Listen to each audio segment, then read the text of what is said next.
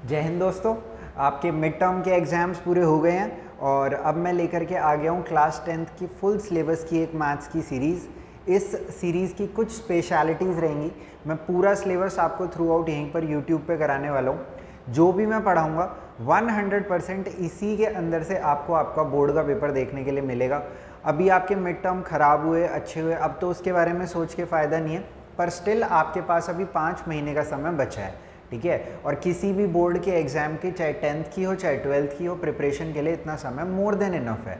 अगर आप अभी भी अच्छे से मेहनत करोगे तो भी आपको कोई भी 100 में से 100 नंबर लाने से मैथ्स में रोक नहीं सकता, ठीक है। बस कंडीशन ये है कि आप मतलब सच्चाई से मेहनत करो, ठीक है। मतलब खुद से आपको बेईमानी नहीं करनी है। अगर आप खुद से सच्चे हो गए, बस किसी को दिखाने के लिए नहीं पढ़ रहे, मम्मी पापा को दिखाने के लिए नहीं पढ़ रहे, आप जब खुद से पढ़ने लग जाओगे तो नंबर भी आ जाएंगे, समझ में भी आने लग जाएगा और सारे काम सही हो जाएंगे भाई, ठीक है।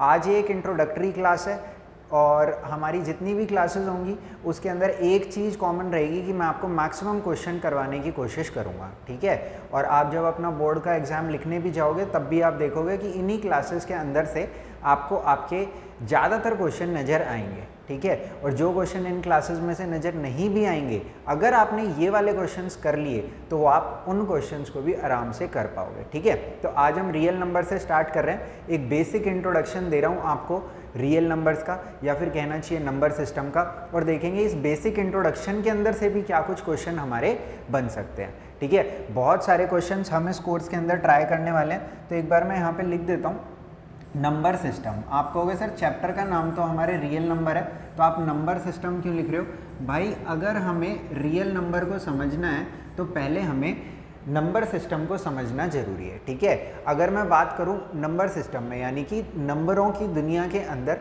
कितनी तरीके के नंबर होते हैं, तो भाई सिर्फ और सिर्फ 2 तरीकों के नंबर हमारे नंबर सिस्टम में होते हैं। एक नंबर होते हैं रियल नंबर, जिनके बारे में हमें पढ़ाई करनी है, ठीक है। और दूसरे होते हैं हमारे इमेजिनरी नंबर, इमेजिनरी नंबर्स, ठीक है। तो जैसा कि नाम से ही आपको पता चल गया होगा, रियल मतलब कि असली और इमेजिनरी मतलब जो असली ना हो, कुछ इमेजिनेशन की दुनिया में वो एग्जिस्ट करते हो, यानी कि उनका कोई रियल सिग्निफिकेंस ना हो। रियल नंबर ऐसे नंबर हैं जिनका हम रियल वर्ल्ड में एप्लीकेशन लगा सकते हैं, ठीक है। अगर मैं फर्दर रियल नंबर के टाइप्स की बात करूं तो ये 2 तरीके के हो सकते हैं। एक हो सकते हैं रेशनल और दूसरे हो सकते हैं irrational.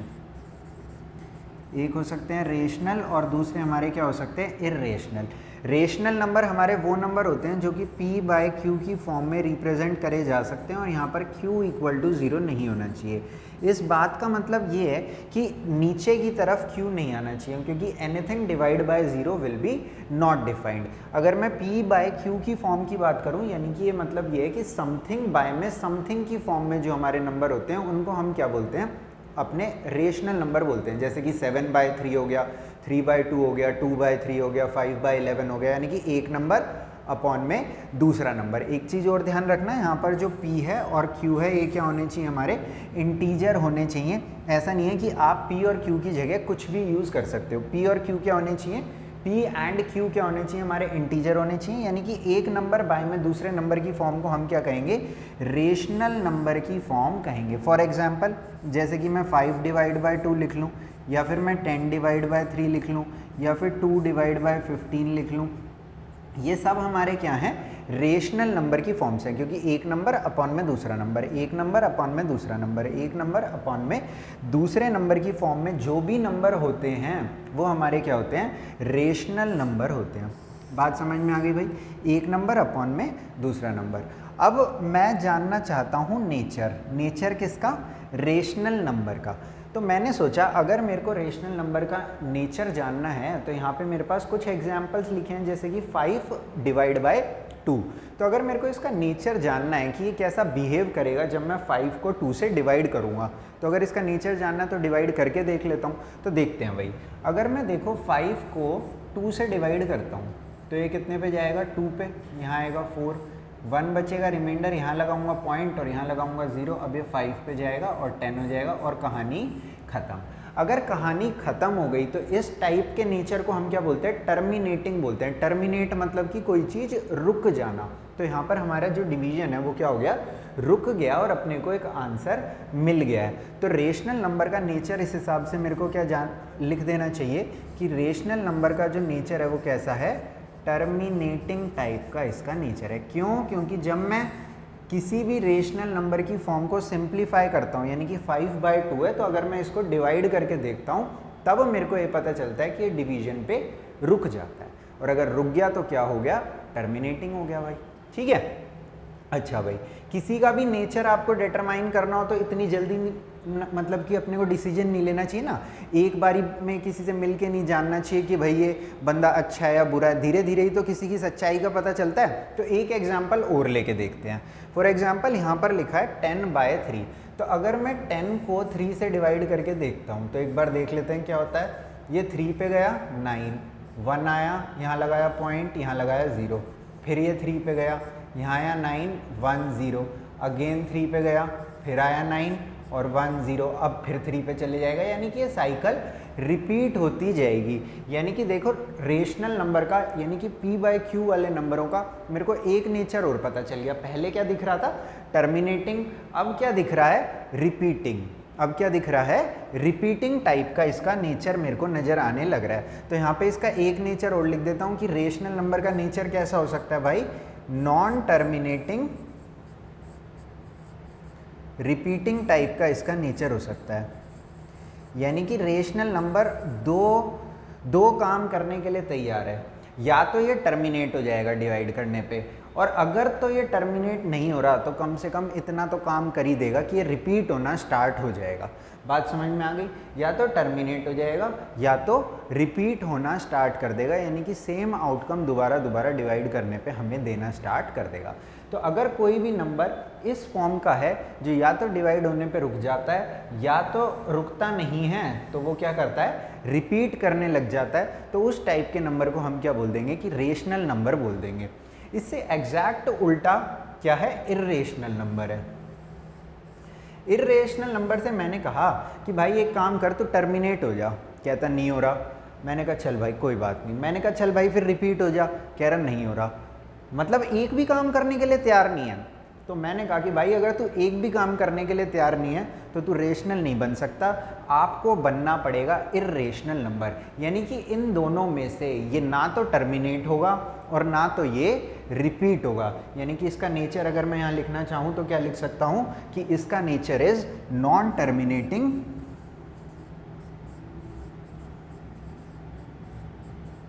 And non repeating type का इसका नेचर है, एंड नॉन रिपीटिंग टाइप का इसका नेचर है।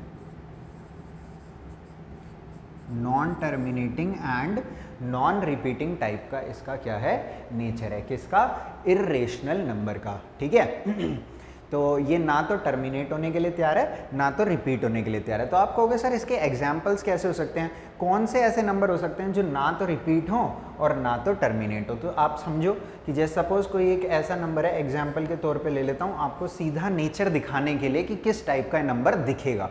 फॉर एग्जाम्पल 1.01 है, फिर क्या आ रहा है 001, फिर 3 बार 01, फिर 4 बार 01। अभी भी अगर ये रुक जाता तो मैं क्या कह देता, टर्मिनेटिंग कह देता इसे, है ना। और टर्मिनेटिंग कह देता तो किसकी कैटेगरी में आ जाता, रेशनल नंबर की कैटेगरी में आ जाता। पर ये रुकेगा ही नहीं, इसी तरीके से चलते रहेगा। फिर 5 बार 01, 6 बार 01, 7 बार 01, यानी कि ना तो रिपीट हो रहा और ना तो रुक भी नहीं रहा है कभी भी, है ना। तो इर्रेशनल नंबर कभी भी ख़त्म ही नहीं होता है। ठीक है, आप किसी भी इर्रेशनल नंबर को आज लिखने लग जाओ, आप अपनी पूरी नोटबुक भर दो, अपने स्कूल में जितनी भी नोटबुक्स हैं सब भर दो, इस दुनिया में जितनी नोटबुक हैं पूरी भर दो, एक रेशनल नंबर को भी आप पूरा नहीं लिख पाओगे, सिर्फ एक रेशनल नंबर को भी। क्यों? क्योंकि ये कभी टर्मिनेट भी नहीं होगा और कभी भी रिपीट नहीं होगा, हमेशा कुछ ना कुछ नया आता जाएगा। और एग्जाम्पल देखो, जैसे कि कोई इस तरीके का नंबर हो जाए, सपोज 3.1, 331, 331। समझ पा रहे होगे कि आप किस तरीके के नंबर हैं जो कि मतलब कि रिपीट नहीं हो रहे, हमेशा कुछ ना कुछ नया लाते जा रहे हैं। और ऐसे नंबर्स, कैसे नंबर जिनका परफेक्ट स्क्वायर रूट एग्जिस्ट नहीं करता। फॉर एग्जांपल √2, √3, √4 नहीं होगा क्योंकि √4 का स्क्वायर रूट क्या हो जाएगा 2, ठीक है, √5, √6, √7, √8, √9 नहीं होगा, क्यों? क्योंकि √9 का स्क्वायर रूट क्या हो जाएगा 3। तो ये सब नंबर किसकी कैटेगरी में है? इर्रेशनल नंबर की कैटेगरी में आ जाते हैं। और अगर मैं कुछ एग्जांपल लेना चाहूँ तो जैसे एक नंबर सुना होगा आपने पाई, जिसकी वैल्यू आप 22/7 बोलते होगे। तो 22/7 जो पाई की वैल्यू होती है उसकी अप्रॉक्सीमेट वैल्यू होती है। क्यों? क्योंकि पाई क्या है? एक इर्रेशनल नंबर, और अगर ये इर्रेशनल है तो इसे तो आप कभी भी पूरा लिख ही नहीं सकते। पर अगर आपको इसकी वैल्यू यूज़ करनी है तो कैसे करोगे? आप इसकी अप्रॉक्सीमेट वैल्यू यूज़ कर लेते हो। तो जो पाई की वैल्यू होती है 3.14 या फिर 22/7, ये सब इसकी अप्रॉक्सीमेट वैल्यूज़ होती हैं। यानी कि यहाँ पे हमको इक्वल्स टू की बजाय अप्रॉक्सीमेटली इक्वल्स टू का साइन लगाना चाहिए। क्यों? क्योंकि पाई क्या है? इर्रेशनल है। बात समझ रहे हो? क्योंकि ये तो कभी भी ख़त्म नहीं होगा और कभी भी रिपीट भी नहीं होगा। पर 3.14 को देख लो चाहे 22/7 को देख लो, ये दोनों क्या हैं? ये तो रेशनल नंबर हैं, क्योंकि 22/7 तो p/q की फॉर्म में लिखा ही लिखा है। अगर हम 3.14 को भी कन्वर्ट करना चाहें तो पॉइंट हटा के नीचे 100 लिख सकते हैं, यानी कि 314/100, यानी कि ये भी किस फॉर्म में है? p/q की फॉर्म में ही है। ठीक है, आई होप आपको समझ में आ गई होगी कि पाई कैसा नंबर है, एक इर्रेशनल नंबर है। और जो ये इसकी दो वैल्यूज़ हम ज़्यादातर यूज़ कर लेते हैं, ये दोनों वैल्यूज़ क्या हैं? रेशनल नंबर है। तो ऐसा नहीं है कि इर्रेशनल रेशनल के इक्वल हो गया, ये सिर्फ और सिर्फ ऐसा है कि पाई तो non terminating non repeating type का नंबर था, और क्योंकि हमें इसकी वैल्यू कुछ यूज़ करनी थी तो हमने इसकी कुछ अप्रॉक्सीमेट वैल्यू यूज़ कर ली, और वो अप्रॉक्सीमेट वैल्यू क्या है? एक रेशनल नंबर है। और भी अगर आप देखना चाहो तो एक यूलर नंबर होता है जिसको ई बोलते हैं। ठीक है, ये भी अपना क्या होता है? इर्रेशनल होता है।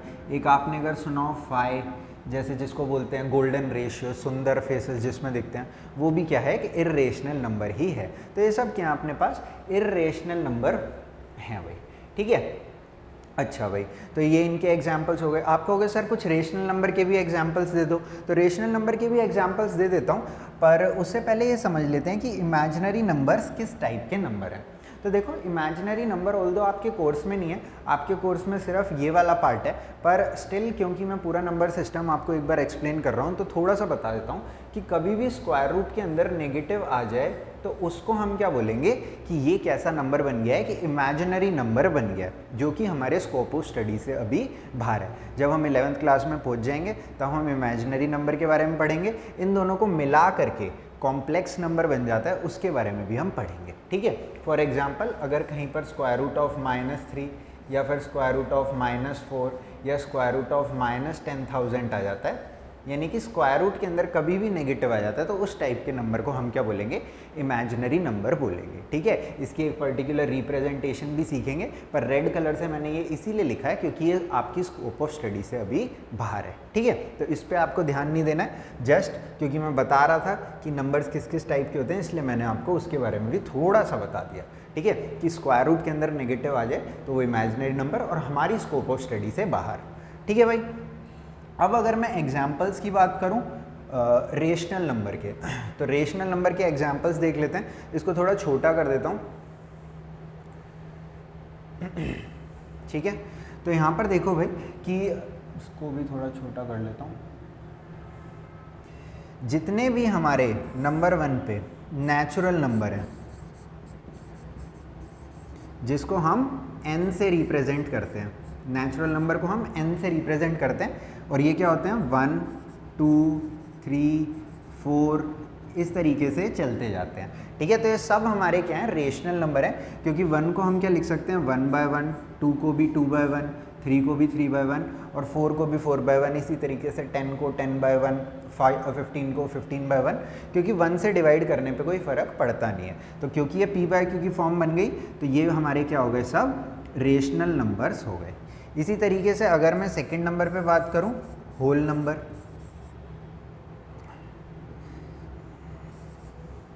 होल नंबर को किससे रिप्रेजेंट करते हैं? W से। तो ये हमारे होल नंबर कहाँ से शुरू हो जाते हैं? बस 0 से स्टार्ट हो जाते हैं। अच्छा, होल नंबर को होल नंबर क्यों कहते हैं पता है आपको? देखो, पहले नेचुरल नंबर होते थे, इसीलिए इनका नाम नेचुरल है, क्योंकि सबसे पहले यही एग्जिस्टेंस में आए।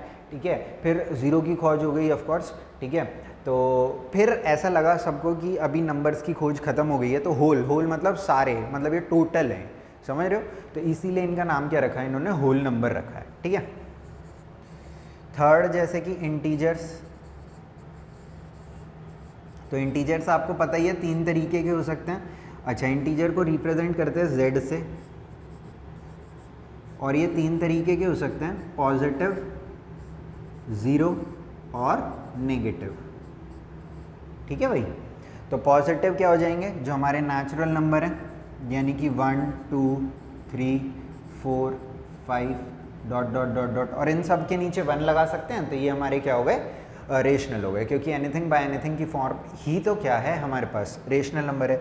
ज़ीरो आपको पता चली गया, खाली ज़ीरो है। और नेगेटिव वाले में हमारे पास क्या आ जाएंगे, थोड़ा आगे लिख देता हूँ, यहाँ पे लिखना पॉसिबल नहीं है, ये हो जाएंगे -1 -2 -3 -4 and so on till negative of infinity, मतलब कि ये नेगेटिव में आगे बढ़ते जाएंगे, पर इसके अंदर पॉइंट वाले नंबर नहीं आते कभी भी इंटीजर में, जैसे 3.1 3.4 3.7, ये सब हमारे इंटीजर में नहीं आएंगे। इंटीजर मतलब कि पूरा का पूरा नंबर चाहिए हमें, जैसे 1 2 3 पॉइंट मतलब फ्रैक्शनल पार्ट कुछ भी नहीं होना चाहिए उसके अंदर।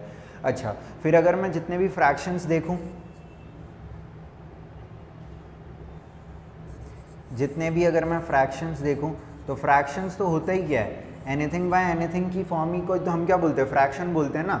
तो वो तो it's self he P by Q की फॉर्म में होता ही है फ्रैक्शन, तो इसलिए हमारा क्या हो जाता है, रेशनल नंबर हो जाता है। अच्छा, अगर मैं डेसिमल्स की बात करूं, तो देखो डेसिमल यहाँ पे भी है, और अगर मैं चाहूँ तो डेसिमल यहाँ भी ले सकता हूँ। जैसे फॉर एग्जांपल 3.1 एक नंबर है, तो पॉइंट हटाया, नीचे लिख लिया 10, तो ये क्या हो गया, पी बाई क्यू की फॉर्म हो गई, तो ये हमारा क्या बन गया, रेशनल नंबर हो गया। तो डेसिमल को एज सच हम क्लासिफाई नहीं कर सकते कि ये रेशनल है या इरेशनल है, पर हम उसका नेचर देख करके बता सकते हैं कि अगर तो वो टर्मिनेटिंग है तो वो क्या रहेगा, रेशनल, और अगर तो नॉन टर्मिनेटिंग रिपीटिंग टाइप का उसका नेचर है तो वो क्या, non terminating non repeating type का उसका नेचर है तो वो क्या हो जाएगा, इरेशनल हो जाएगा। यानी कि इन दोनों में से अगर कोई नेचर है डेसिमल का तो वो क्या हो जाएगा, रेशनल हो जाएगा, और अगर इस टाइप का नेचर है non terminating non repeating type का, तो वो हमारा क्या हो जाएगा, इरेशनल हो जाएगा। आई होप आपको पूरा आइडिया लग गया होगा कि नंबर सिस्टम के अंदर क्या कार्यक्रम यहाँ पर चलने लग रहा है,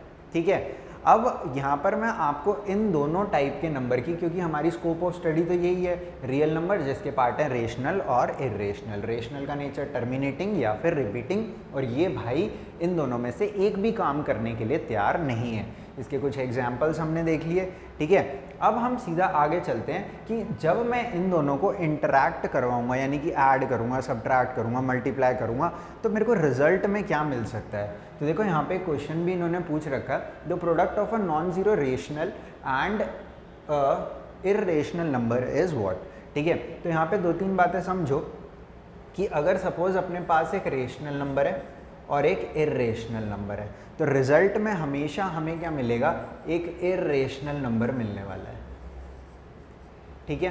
तो अगर इस तरीके से लिखना चाहूँ, रेशनल प्लस इरेशनल, तो ये क्या होगा, इरेशनल। रेशनल माइनस इरेशनल, तो भी क्या होगा, इरेशनल।